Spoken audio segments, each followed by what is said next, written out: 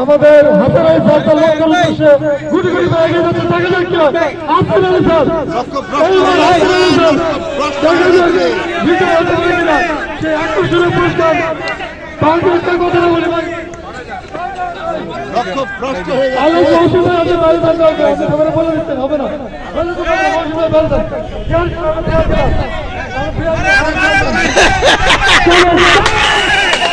লাঠি পরে লাঠি ইয়াসিনের মাথা হয়ে না স্যার সবাই